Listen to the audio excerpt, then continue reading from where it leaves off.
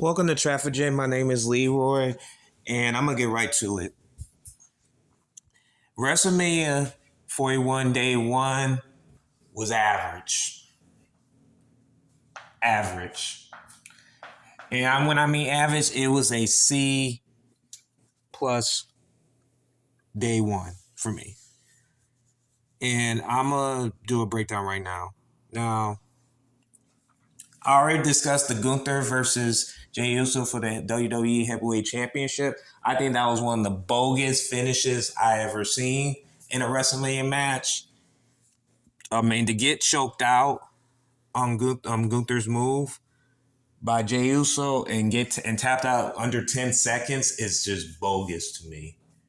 I'm like, this guy, this this guy that they really put him over, Jey Uso, after winning that Royal Rumble, but I'll still take this day should be CM Punk. But I'll get to that main event in a few moments.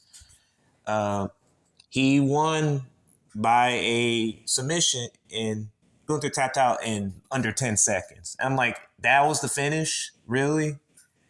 And seeing Jimmy come out, I think it was necessary, but getting Gunther beat like that at the end was whack to me. It really was. The Jay Cargill versus Naomi was a decent match. It was decent, but was it the greatest match I ever seen? I believe this is the first time, and correct me if I'm wrong, probably the first time in history where a WrestleMania had two black athletes facing each other on the same card. I don't think that's never been done before, and that's very interesting. I think that's the first time I've seen two black athletes fighting the same card at WrestleMania. Because I can't remember having two. Well, you could say the Boogeyman. You could say that because Boogeyman is half black, half and then Booker T. You could say that, but in terms of females, I think that's the first time we ever seen that with women. But it was decent. Now, Jay Cargill almost botched that. It was sort of like a electric chair turning into a power bomb. She botched that finish, and she did her finish and defeated Naomi. It was decent, but they could have done a little bit better with it. It's like I was watching it slowly but surely, but I was just staring at the screen trying to watch like everybody else. But it was a decent match. The War Raiders versus the New Day. I fell asleep watching it because I couldn't remember what was going on. I fell asleep watching it. Not going to lie to you. I fell asleep. Tiffany Stratton versus Charlotte Flair. Man. I mean, I give those two women credit. They fought their butts off. And I did believe Tiffany Stratton. And now she has a bloody mouth. Probably her blood on her mouth, and then all of a sudden a mark on her forehead. She really took some big hits, some big bumps from Charlotte Flair, and Charlotte Flair did a decent job. Did it?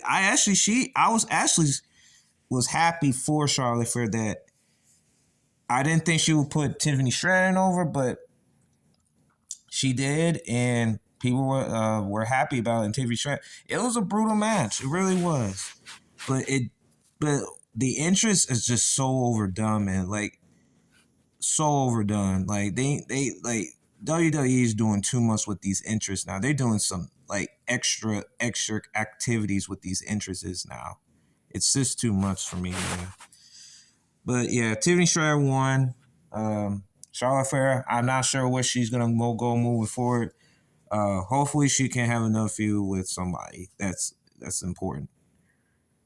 LA Knight versus Jacob Fatu was okay.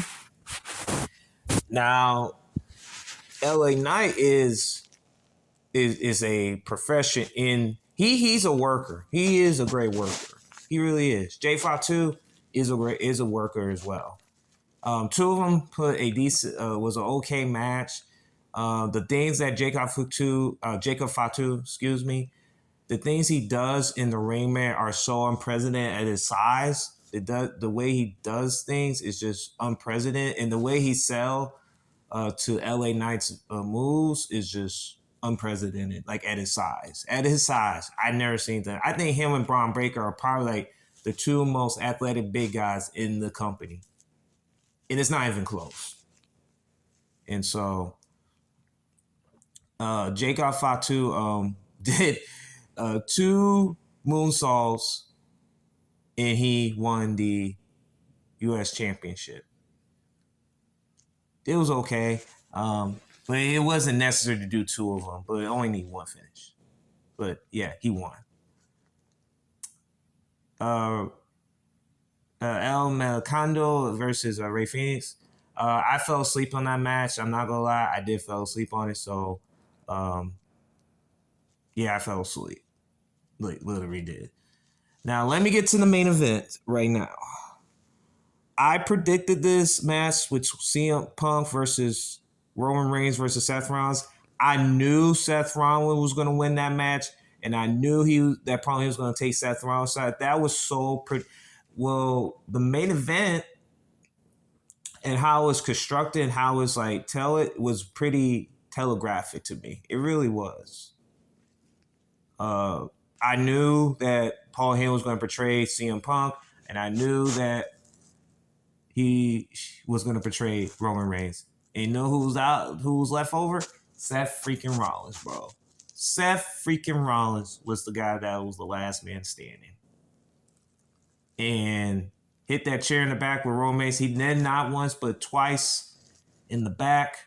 The first go around when in their Shield days, and then now at this WrestleMania moment. And I knew that was going to happen. I will never understand the infections of Paul Heyman. He's a great talker. He talks his butt off, but I just don't understand him being in the storyline where he could have been used at the end of the storyline, not in the beginning. But since they brought him up in that beginning, and I first said this, Seth Rollins is going to find a way to screw two of those guys as Paul Heyman's guys, and Paul Heyman is with Seth Rollins now. Now it could lead to bigger things for Backlash or SummerSlam coming up, or Clash of the Castle, or it could be something, man. And him having as Paul Heyman as his right hand man is hey, we'll see where it goes. I would say day one, and I will get to Triple H in a few moments, one before day two comes out. Yeah, it was an average show, man. It was just predictable as it should be. It was predictable as it is. Now, day two, it's going to be crucial because you know that big match between John Cena versus Kurt versus John Cena. That's going to be crucial. I'm going to watch that extremely closely and see how it pans out, and I'll still have John Cena win the title. It's that simple. And they better do it because it could go pretty south if he loses, and then it'll be riots start to fluctuate. Thank you all for tuning in. Day one of WrestleMania 41 was average at best. Really was. I'll see y'all soon.